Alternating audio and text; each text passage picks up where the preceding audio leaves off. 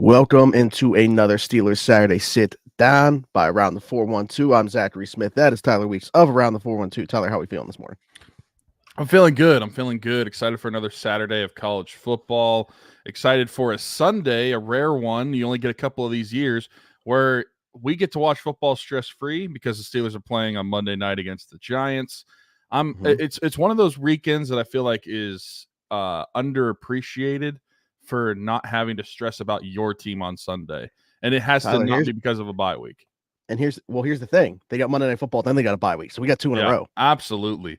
And I think that goes underappreciated. As much as a lot of people want to complain about the Monday night games or the Thursday night games, having to go to the stadium on a weekday, having to watch your team on a weekday as opposed to on the weekend. I know some people that's not in their favorite time of game, but at the same time, sometimes it is just nice to enjoy a Sunday and not have to worry about your team, because the best part is they can't lose, and you already know what everybody else does going into that Monday night matchup. Sure, yeah. Obviously, be watching what goes on within the division, some of the teams in the AFC mix. Boston was here before we were. He just dropped in, said so back, literally 4 minutes before we started recording, and then he had to drop another message at 10 a.m. before we jumped on. What an absolute degenerate being in here before we hit live. We didn't start right at 10 a.m. and we apologize, Boston, but we are here now to talk about the Steelers-Giants matchup again, Monday Night Football. To your point, actually, before we dive into the matchup itself, these games, like season ticket holders hate them. I don't, but the general consensus of people do, and they will sell their tickets, don't get the face value back. They typically go for less. So like if you are somebody that is trying to get to at least one Steeler game, don't really care when it is, just trying to get to one, this would be the one to do it, because they typically go for cheaper than the other games, being that it is Monday night. But I'm excited for this. And to be honest, first and foremost, when I look at this matchup, as I do with any of the Steelers games, the first thing that I do is look at the opponent and say, okay, how could this go south for the Steelers? Like, what is the path to victory for the other team? Last week, we talked about it. I thought it was not being able to get to Aaron Rodgers and letting that quick game beat you. He likes to have 5 routes being run, likes to get the ball to his hands quick. If the Steelers can't get home with 4 and have to send extra guys and take guys away from being at the second 2 levels of the defense, I thought that was where a loss could come. Now, to their credit, the Steelers defense, despite not getting home on Aaron Rodgers other than one time, the defensive line did a great job of getting there. We say paws instead of hands when it comes to defensive linemen. Talked about that last week. Absolutely. Great job of getting their paws up and deflecting balls at the line of scrimmage, as they've been really good at doing. Really within like this group, I feel like this current regime of Steelers has just been really good at doing that. But that was the path to me. When I look at this Giants team, I'll be like, I don't want to seem super cocky coming into this matchup. Any given game, anything can happen. I don't see the path here. Malik Neighbors coming back is obviously huge for them. He's awesome. Darius Slayton's a pretty good wide receiver too. And to be honest, let's get him a different jersey right after this game. Get him on the other team. I like Tyrone Tracy a lot. I think he's a different type of back. He's massive. He's like 6'4". He used to be a receiver, but he's still learning some of like the intricacies of the position because he's a converted player. Beyond that, I don't see anything on this Giants offense that's going to threaten them. This offensive line has been abysmal. No Andrew Thomas. Jermaine Illuminor is banged up. If we have to see Evan Neal, my goodness. But even if it's not, like, they gave up 8 sacks last week. Like, I just have a hard time finding the path to a loss here as we just look at it on paper. Where are you at just on the surface before we dive into individual matchups and stuff? I'm pretty similar in thinking of you. I don't see a way the Giants should win this game. I think that the Steelers, even for the issues that they could have offensively, the Giants offense should do absolutely nothing against the Steelers defense. If they do, that would be an absolute letdown of a game and an absolute implosion, self-implosion, most likely, of a game. Because like you were saying, this Giants offense, they don't have ballers. I mean, Malik Neighbors, very, very good receiver, very good rookie. He's going to be good for a long time in the NFL. But outside of that, like you mentioned, like Tyrone Tracy, he's a rookie that is still trying to convert to the position, learn the position at the NFL level. Darius Slayton, he's a guy that can beat some guys on the edge. But also, I agree, get him in the Steelers uniform. But outside of those couple guys, there's a lot to be desired in their skill positions. Daniel Jones is not a good quarterback. He's not worth the money. This is probably going to be his last year in New York. And the offensive line, for how bad Daniel Jones is, doesn't give him any favors either, because they are abysmal. They cannot create a pocket for him. He gets sacked several times a game. I mean, I expect that the Steelers should be pushing for their season high sack total in this game, if not exceeding it. And which I think is 3.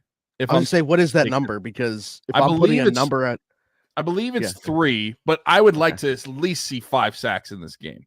I think that the Steelers that's the defense number I had in my is mind. very capable of it, because Yeah. this offensive line is terrible. You have TJ and Alex playing together again. I think that 5 should be the low end of what you should expect from the Steelers defense.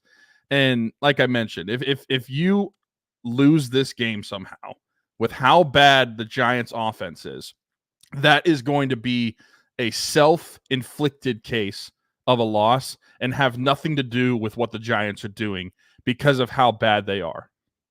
If the Steelers lose this game, I mean, we know what the conversation's gonna be. It's gonna be everybody saying it's a typical Tomlin loss that happens every year. You go back to last year, those I mean, I'd say 2 games in a row, because Arizona and New England in the same week at home was very bad, but they obviously went on to lose to Indianapolis the following week as well. But yeah, like that, I think, is what would come into everybody's mind if they lose this game. It's almost like a no-win situation in terms of, if you win, you were You should have supposed won. to. Yeah, if you lose, that is where the conversation really comes to the forefront. So, yeah, and then I think flipping it around, talking about the Giants defense really quick before we go into individual players here, like, what is the path to them having success? Obviously, Dexter Lawrence on the inside. I mean, if I had a defensive player of the year vote, I think right now it's Dexter Lawrence. To be leading the league in sacks as a nose tackle was ridiculous. He can really disrupt things, and obviously going against Ryan McCollum. I mean, even if he was going against Zach Frazier, I don't think I'd feel great about it. But you're going to have McCormick help out. You're going to have Sam Mallow help out. It's going to be interesting to see what the plan of attack is to try to minimize Dexter Lawrence as much as possible. We know no Kayvon Thibodeau on one edge, and Brian Burns didn't practice. Now, being that it's a day difference, it gives him an extra day to try to get ready for this one. If we were playing on Sunday, I doubt that he would be going on Monday. Maybe he tries to give it a shot, but DNP on a Friday, never good. So if they were to not have him as well, I mean, they got Ojulari on the edge, and that'd be pretty much it. He's a good player, but like Burns and Thibodeau are really their difference makers, and they might not have either one. On the outside, Deonte Banks, who I think we both liked going into that draft cycle, he just got called out by his coaches and teammates for his lack of effort.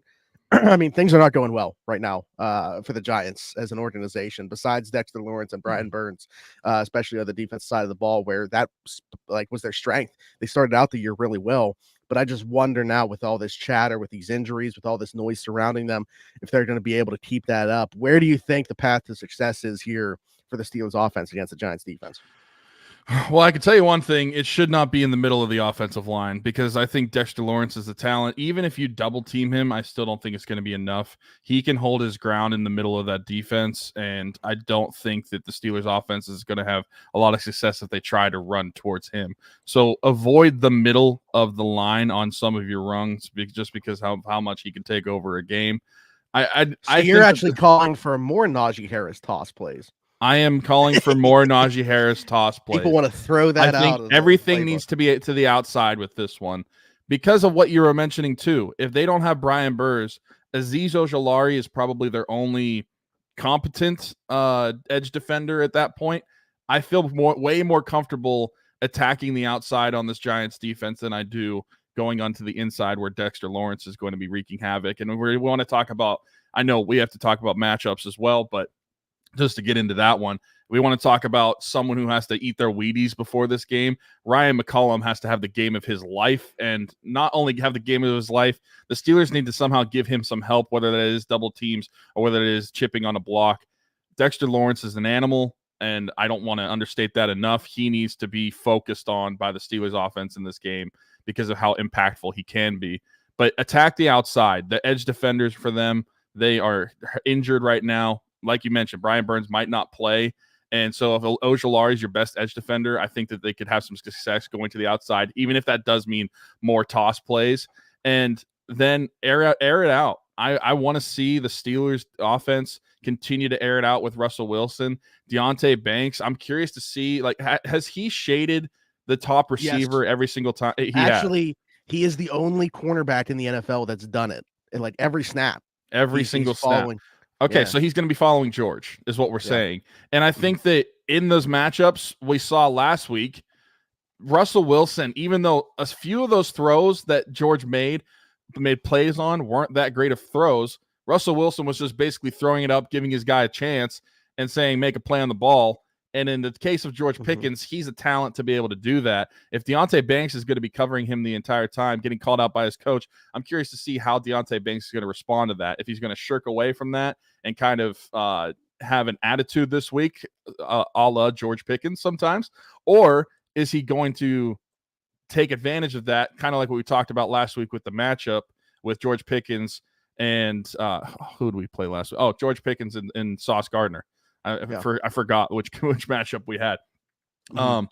And kind of like heighten his game and play up to that level. But I trust that if Russell Wilson is going to be able to throw up balls and give his guy a chance, George Pickens to be coming down with that ball, especially if we're getting the effort that we saw last week with George Pickens.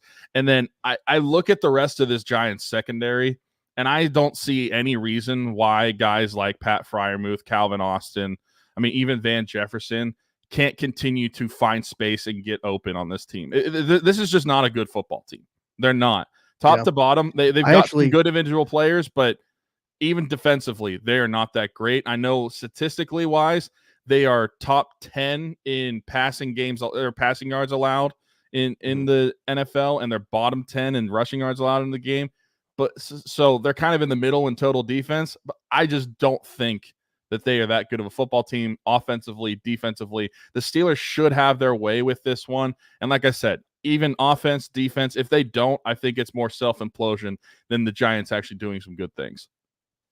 Shane Bowen, their defensive coordinator, I actually think he's a pretty good one. I think that he kind of elevates the players to be like, I like the safety duo, Jason Pinnock, hail to Pitt, as well as Tyler Nubin, who's a rookie out of Minnesota. I think that they got a decent back end there. And I think as well, Drew Phillips out of Kentucky, who's their slot defender. He's a talented player. He's made quite a few plays this year. But I mean, yeah, as a whole, I think that these are guys that I feel like I'm almost talking about. They're better than this, but like when we talked about the Raiders defense, right? Like it all starts up front for them. You can get them on the back end. There's some talented players, but as a whole, like it just doesn't work. And I feel like that's kind of where we're at with this Giants defense. To your point, 6th in the NFL in passing yards per game allowed. But I think because of how successful teams have been against them on the run and being able to run up the score on them, that could play into it as well. You're not going to throw the ball when you're up by multiple possessions like that. So maybe that's been more the case as to why that is the case against this defense. Individually, you mentioned George Pickens in there. I talked about it last week. He just seemed engaged from the very first snap, and that was obviously a good thing. Again, like I feel like it's going to be like a week-to-week thing. Which version of George are we getting this week? So we'll see what he looks like going against a guy in Deonte Banks. Like, again, I feel like you can stamp that just because Deonte's moved around with the top guy every single snap that he's played this year. He's the only corner in the NFL that's done that. And actually, my bold prediction is going to play into that receiving room when we get to that later on. The run game, I see, to me, this feels like a Jaylen Warren game for the reason that you mentioned. Because if you want to talk about the success of the offense having to be on the perimeter in the run game, that says Jaylen Warren to me, assuming health more than it does Najee Harris. I know Najee's done some nice things this year, getting out in space and on the perimeter. He's like 4th in explosive runs, 2nd in broken tackles and rushing yards over expected over the last couple of weeks. He's been very good.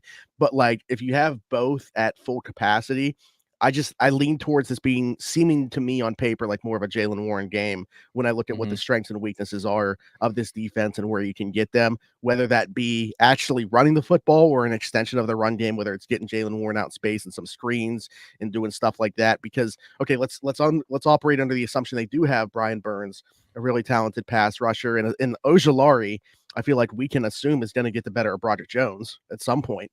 How do you slow down that pass rush? I feel like you and I might get the better of Broderick Jones at some point.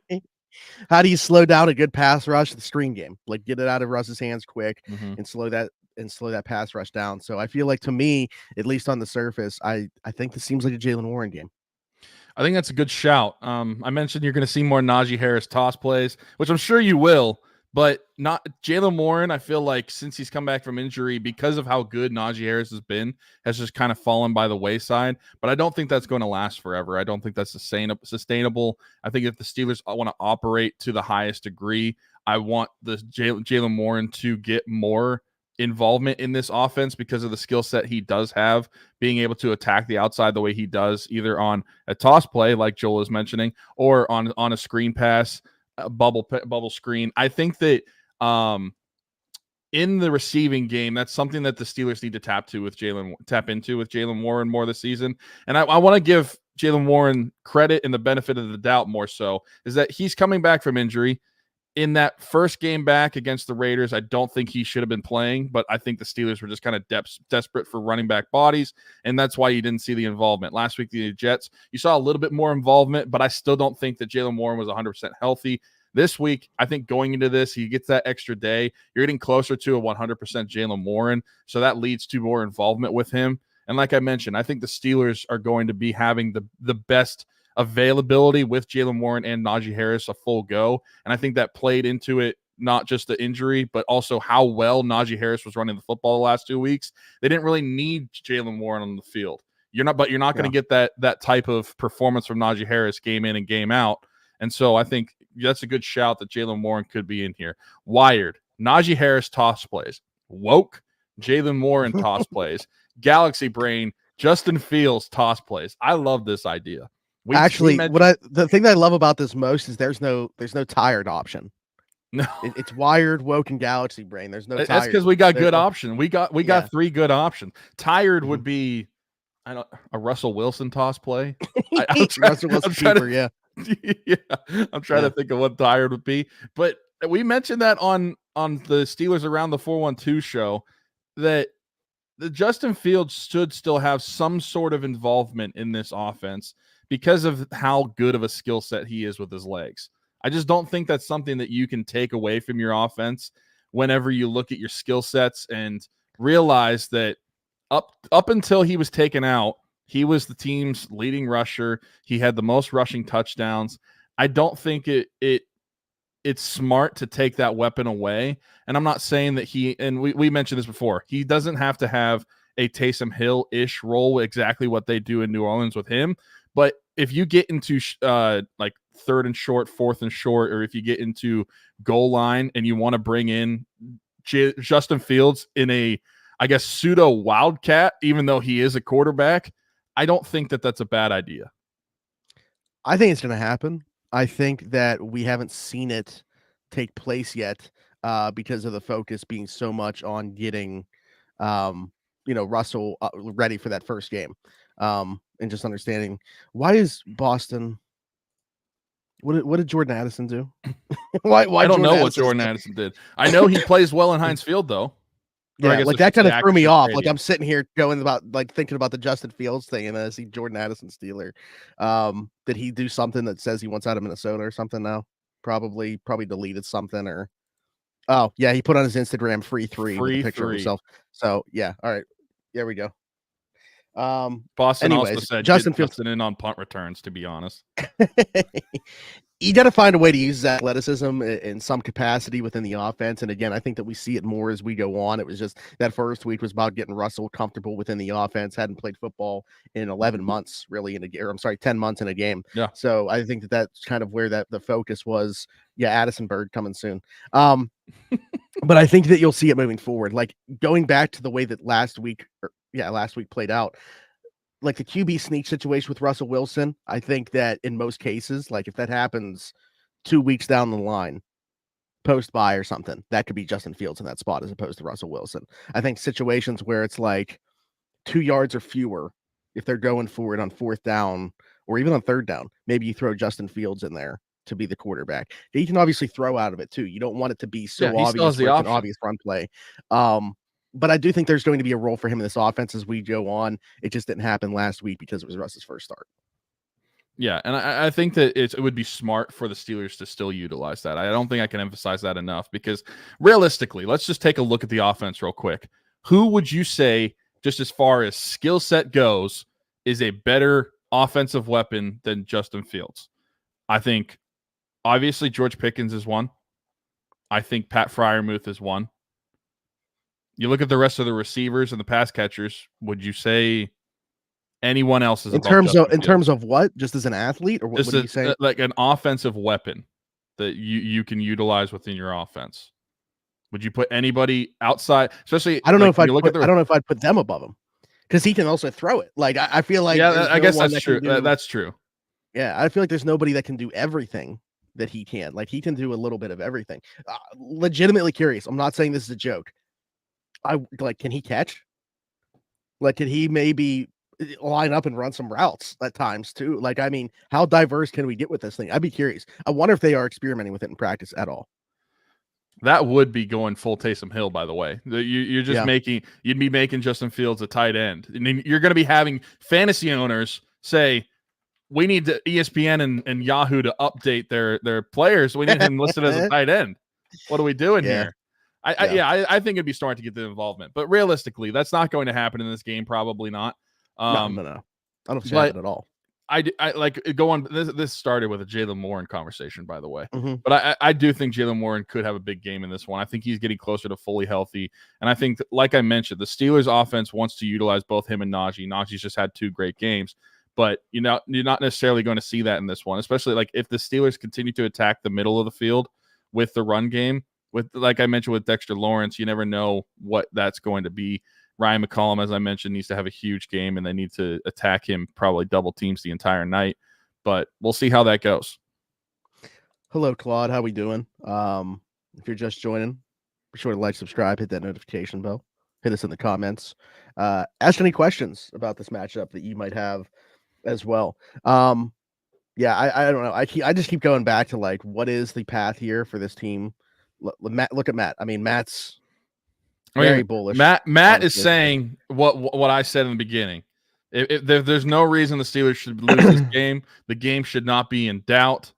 I don't think there's a reason that they should get. I think if they give up any points, they're going to feel bad about it. Like that is the sentiment. Should.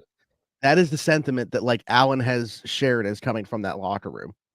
Like, defensively, they feel like there's no reason that they should give up any points to this Giants team.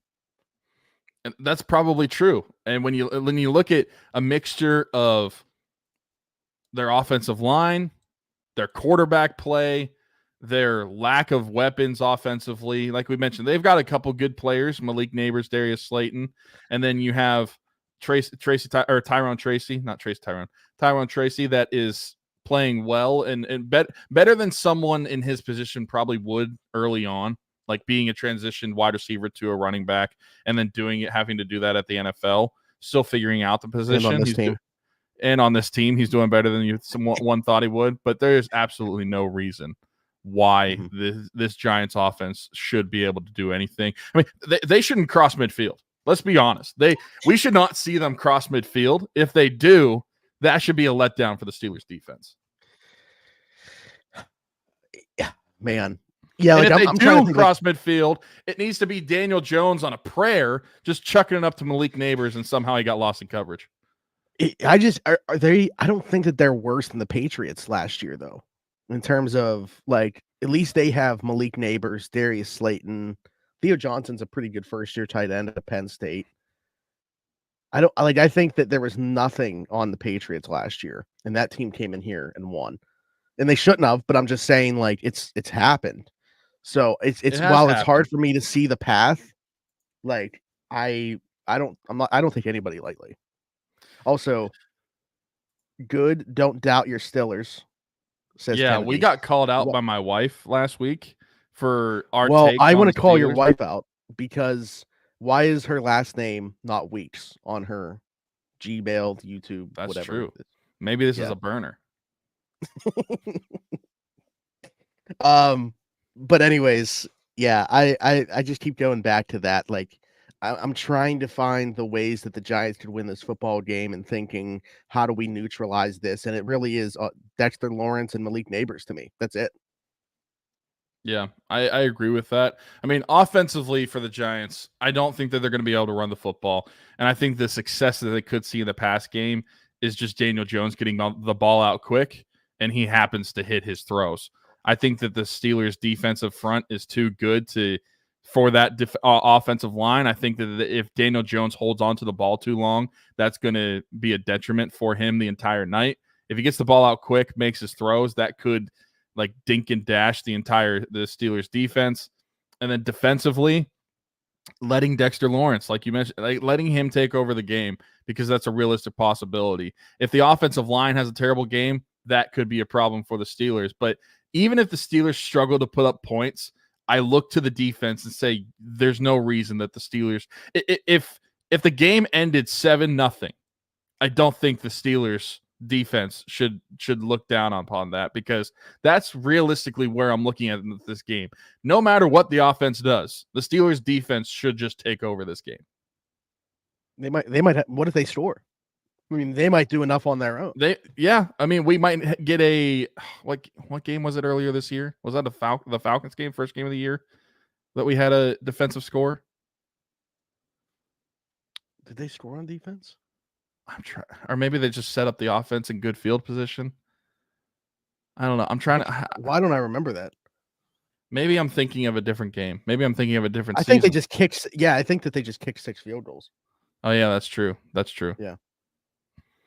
Regardless, no matter what they do offensively, and I don't think the Steelers offense should struggle. We live with Broderick Jones. We deal with what he is. You help Ryan McCullum in the middle. Mason McCormick, I think, is going to be a big help, and Isaac Seumalo on either side with him. But I just think that the Steelers offense should just be able to do enough. The Steelers defense is really where this game should be taken over. Matt said they say the Giants have a good defensive line and can get after the quarterback. That is all I'm hearing. Yeah, I mean, it starts and ends with Dexter Lawrence. Brian Burns is a very good pass rusher. He's probably in like that tier 3-ish of pass rushers. He's never really put it all together, but he's looked very good this year. Second in quick pressures in the entire NFL, and I think a lot of that is due to Dexter Lawrence on the inside, being able to help him do that. Again, if you had Kayvon Thibodeau on the other side as well, I think this could be a different conversation. Like, that would be the path to me to talk about the Giants winning this football game if they had their full complement of players along the defensive line. But they don't. Dexter Lawrence is banged up. He's been limited this week. Brian Burns didn't practice on Friday. And then, of course, Kayvon Thibodeau, who's already on IR. So I really have a hard time seeing this. I do think that they have a good defensive line, though, to the point of that. It's just they're not healthy right now. So not only is this overall a bad football team, the Steelers are also getting them at the perfect time in terms of what they have at their disposal. Azeez Ojulari, I was looking back at when they played the Bengals, because I remember they attacked Joe Burrow pretty heavily in that game. Even though the Bengals did win, Azeez Ojulari did have 2 sacks in that game. So even as the leading, if he is the leading pass rusher in this game, he could still make an impact. Dexter Lawrence, we've talked about him so much. So I think that the Steelers' offensive line is where the key focus needs to be offensively. I think that they need to protect Russell Wilson, and maybe it's a similar game plan to what I said with the Giants' offense and how they would have to have success. Although I think that the Steelers' offense is going to be able to run the ball more, maybe Russell Wilson just needs to get the ball out quick and not let his offensive line allow pressures. And if you're releasing the ball with 2.5 seconds, that allows your offensive line to play better, because they're not having to block for so long. You're not going to get the mistakes that you could see if this quarterback's just holding on to the football. All right. Time to get in some predictions, I think. I don't have too much else to say in terms of the matchup, so we can get into some score predictions, bold predictions, all that good stuff. I'll go first. My bold prediction is, and it surprised me when I said it yesterday on Steelers Afternoon Drive. Like, I was shocked that the words came out of my mouth, that this is the way that I feel. I feel like there's going to be a conversation after this game where some people convince themselves that the Steelers do not need to trade for a wide receiver. The reason being, Van Jefferson is going to have 2 touchdown receptions in this football game on Monday night. I think he could have had 2 Sunday night. He tripped. He didn't fall? He got tripped. Yeah. Feet got tangled up on that one. He could have had 2 in that one. He's going to have 3 receptions for 18 yards, but 2 of them are going to be touchdowns. That would be such a Van Jefferson line. I think that would have been his line. It'd probably been similar to last week if he didn't get tripped up. Yeah. and I'm not saying I'm going to fall into that category of them not trading for a receiver if this happens, but I think there's going to be people that are like Van Jefferson, since Russell Wilson came back, has 3 touchdown receptions. What are we talking about? We don't need a receiver. So that's where my bold prediction is. My score of this game, I'll come back to another bold prediction. I mean, Boston, Matt already is. We both are. So, I mean, you're laughing at your own prediction, but feel free to join in on it. I don't know why I feel this way. I don't know why I feel that way. My score prediction, again, if you watch Steelers Afternoon Drive, you get it spoiled to you on Friday. Steelers 33, Giants 10. 10 points? What are we doing? That was a terrible game by the defense. It's going to be like I'll be honest, the one thing that could happen, again, maybe Dexter Lawrence creates a turnover, whether it's he himself or forces Russ into something, and they get good field position. I don't like Corliss Waitman's been so good. We haven't really talked about it a lot, but I don't think it would be a bad punt. Maybe a really good return sets him up in a good position. I don't know. There we go. I like that. We get a I like six from either Cam or Lawrence. I like when people include I don't the want opposition. Lawrence to get a thick 6. Yeah, no. I like when people do include the opposition though. Like Derek's bold prediction was Benton and Lawrence combined for 3+ sacks in this one. So like, we don't Benton's often think about sacks. that. We don't often think about the reverse side of that, but 33-10 Steelers. All right. I will say offensively, you mentioned big Jaylen Warren game. I'm going to say 2 Jaylen Warren touchdowns in this game. 1 receiving. Doesn't have one yet, right? 1 rushing. So. Doesn't have one. I predicted a Jaylen Warren touchdown, I believe, last week. But I think that with the health continuing to improve and his involvement in the offense going to be greater and greater, I think that they're just knocking on the door of Jaylen Warren breaking out this season. And I think that this is a realistic game for that he can be utilized very well. And I think that they're going to utilize him in the screen game and on the outside run game. I think that he gets 2 touchdowns, 1 receiving, 1 rushing. Defensively, I think that TJ Watt is going to get 2 sacks in this game. The offensive line is abysmal. And I think, what's that tackle's name? Illuminor. Jermaine Illuminor. He had a good season last season until he played the Steelers. And TJ Watt got advantage of him a couple times in that game. I think that you're seeing something similar this season. I think you have a similar result as last season. TJ Watt, 2 sacks. And normally, so I try to include a bold prediction for both sides of the football. I'm going to include the third facet of the game as well. I think the Steelers block a punt in this game. They got close last week. They're knocking on the door. I think it's going to happen this weekend. Or actually, I'm glad you did it. Not weekend. Next week, Monday night. It's going to happen next week. The next weekday that takes place. I'm glad you called it because I can't continue to do it. But they just keep coming so close. They're getting their hands or paws on the football in like every facet of special teams. But it had Miles Killebrew got so close last week, and that's the guy you're waiting for. He's blocked at least 1 punt every year that he's been a Steeler. So like it's going to happen at some point. Why not this week against the Giants? Who, by the way, I don't know if they're going to have their starting punter. Jamie Gillian didn't practice on Friday. They might have somebody else in there. So that could play a factor for sure as well. So I like that shout. I'm going to have another one. I got to think of one for defense, but I thought of another one potentially for offense. It just came to my mind because of what this weekend is. But Claude said, other than TJ, who is the Steelers Defensive Player of the Year, minus 25 or 97, 25. I mean, 25. Cam Hayward's been awesome too, but Deshaun Elliott to me is playing at an all-pro level. If I had a ballot, he's an all-pro safety right now. This might I don't think this is a hot take. This might be a hot take to a lot of people, including yourself. I think that when you look at just how they've performed in their position, especially based on what expectations were, Deshaun Elliott has been the best Pittsburgh Steeler on defense, even above TJ Watt. Well, I was going to say this question could have been just who is their defensive player of the year, not other than TJ, and I might have said Deshaun Elliott. Deshaun Elliott has been that good. I would put him above TJ for best defensive player right now on the Steelers. Not talent wise, but obviously just up to this point in the season, what they've done on the field, he's been the most impressive. And like TJ's the straw that stirs the drink, right? Like, would Deshaun be able to be doing everything that he's doing if all the attention wasn't being paid to TJ and he was creating the havoc that he is? I don't know, but again, I just think when you look at he's been good at everything that they've asked him to do, and they've asked him to do a lot. Steelers defense just a safety. And you've had a lot of night. safeties play the same position and not played this well either. Right. Yeah. I mean, he's been as sound positionally as Terrell Edmonds was, with a lot more splash to his game. Bold prediction: Steelers defense to the safety Monday night. I love that. I like that one as well. Actually, last time the Giants were here, it started with a safety. First scoring play of the game. Oh yeah, was a safety because of a hold in the end zone. So I like that shout. 30-6 Steelers. JPJ pick 6. Russ 300 yards, 3 touchdowns. Okay. I'd like to see a quarterback at 300 passing yards. That's just a feel good stat from myself. 3 touchdowns again. He had 3 touchdowns. 2 of them to Van Jefferson. Yeah, exactly. I think Boston's on the same wavelength with the Van Jefferson. That means he's throwing 282 yards to the other receivers, but 18 of them are to Van Jefferson for 2 tutties. Top 5 IG commenter Deshaun Elliott.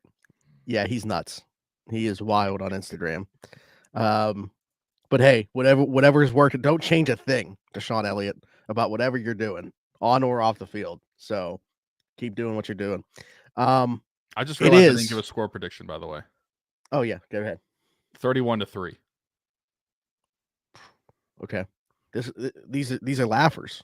These are turning into laughers on Monday night is what we got. You're gonna have people complain about how bad of a Monday night football game it was if our predictions come true. But as a Steelers fan, you're fine with it. I'll say it's only bad from a certain point of view. Yeah, as a national audience, you're gonna have people like, why did we have to have this in prime time? But if you're on the positive end of that, you're always okay with it. You want to talk about why do they have to have this in prime time? Imagine being the Germans right now. They get the Giants and the Panthers playing in Germany. Whose idea was that preseason? And listen, there's 253 people watching this, whether it's on YouTube or Twitter right now. I'm sure there's at least one person that is a fan. But are we serious with MGK as well? Like, what are we doing to these poor people in Germany, giving them MGK before Carolina and New York and Munich? Is this just like continued punishment from World War I and World War II? this was written into the this was written into like the treaty that they signed at the end of the wars. That it's continued punishment that you have to watch the Panthers and the Giants on an NFL game on your soil. I mean, that is literally torture. They were sitting there making the schedule like, yep, we got it. We know exactly what game we're putting there, and we know who we're getting for the entertainment. Oh man, it's so bad. It's so bad. That whatever the opposite of the Super Bowl is, that's what they're getting in Germany. It's a something bowl. That's for sure. My God. Yeah, like who knows? Toilet bowl. Even both teams are also like, if it's possible, both teams are also going to be worse because of the trade deadline. Like Darius Slayton's going to be a Steeler. Also, when has it ever happened in Steeler history or just football in general? How infrequent is it that in back-to-back weeks you are playing a team that your team is interested in trading for? I mean, I don't know, whenever the Steelers wide receiver room or any position group was as bad as the wide receiver room this year is, I guess. Like, we could be playing the Central Valley Warriors, and I'd be like, is there a receiver that's on that team right now that we could drop in as a wide receiver too? The Beaver Bobcats, they've got Amari Jackson. I think that he could at least be wide receiver 3. Oh, man. Anyways, I did want to give a quick shout because National Tight Ends Weekend. No, it's not on Sunday. Sunday's the big day where tight ends always seem to go off. But being that we play on Monday night, does that wear off? Also, Pat just had a birthday yesterday. Does that play into your mind at all? Could we potentially get a big Muth game because National Tight Ends Weekend and it was just his birthday? Man, I think every weekend's going to be a big Muth game. I've had bold predictions. It has the potential to be every single weekend. Every single week. I mean, he's pass catcher 2 on this team. I think that the carryover from the birthday, the IG story post from you, that probably really got him going. So I think that carries over to Monday night. And he shares a birthday with his quarterback's wife. I mean, that's got to be something, right? Like, he should be like, hey, Russ, listen, Sierra and I share a birthday. How sweet would it be if I did in the end zone? We pretend like we're holding a cake, blowing out candles, point to Sierra. I mean, Pat's got to listen to Sierra all day on Saturday, right? If I have to, I'll put together a playlist and send it to him and just be like, hey, here you go. I don't know. Like, he told me sometimes he'll wear his headphones. I don't know if I should. Yeah, I'll say it. He'll wear his headphones, but he's not actually listening to music. He just doesn't want people to talk to him. He's listening to Around the 412. That's what it's doing. Around the 412. Yeah. Around the 412. What about a player losing to the same team 2 weeks in a row? Yeah, I was hoping Devontae Adams would get traded again to the Giants. That way he could lose to the Steelers 3 straight games. I feel like I need to show this real quick. What up, brother? Still pathetic. Still horrendous. Yeah, we thought. I mean, the very first decision on his part to say 12. Yeah, I mean, he knows in hindsight it was bad. I know on the first Steelers Saturday sit down, you called him out on it, and he talked about it on this show. If you want, go check that out. It was that wasn't a live show, more of an interview style because neither of us were going to be around that Saturday. But man, around the 412, Pat, come on. Yeah, not good. Not good. But anyway, what was your defensive prediction again? I don't want to copy it. TJ Watt 2 sacks. TJ Watt 2 sacks, that's right. I mean, he's on my mind because we've talked about him. I think we get Deshaun Elliott's been great, but we haven't seen the turnovers right since Atlanta. Did he only have the one in Atlanta? I feel like we haven't seen a turnover from him in a while. We get one this weekend. Why do I feel like he's had more? Maybe I'm thinking of just Dante Jackson. Dante Jackson's been, he has 3. He's had what, 3? Yeah. Yeah. Deshaun Elliott has, just the 1 interception on the season. Okay. And I don't think he's like forced a fumble or anything like that. So I'm going to say we get a Deshaun Elliott turnover this weekend. Man, I like that you got the special team shout. He did force a fumble against Indianapolis. I can't remember the play. And I wonder if we didn't recover it. We might not have recovered it. We might not have recovered it, but he forced a fumble. Okay. He also had a fumble recovery against the Raiders. Oh, yeah. He's the one the second TJ punch. Mm-hmm. He was the one that picked that up. Yeah. Okay. Well, he's going to either get an interception or force a fumble that is recovered by us on Monday night. Oh, there you go. That's where I'm going. Matt thinks he's getting a pick 6 Monday. So we got Austin with a Joey Porter Jr. pick 6. Matt thinking that Deshaun Elliott gets a pick 6.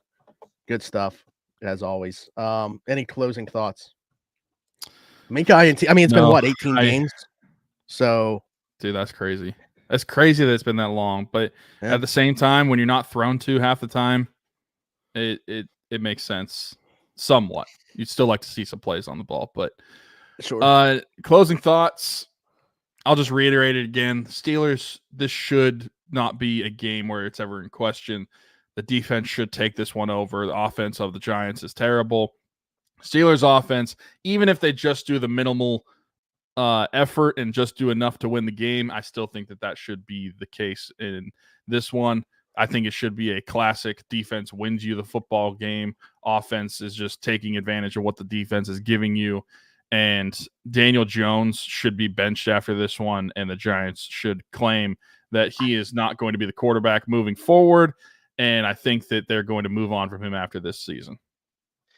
Dude, we're through 7 weeks, and 3 times Brian Daboll has had to reiterate that Daniel Jones is their starting quarterback.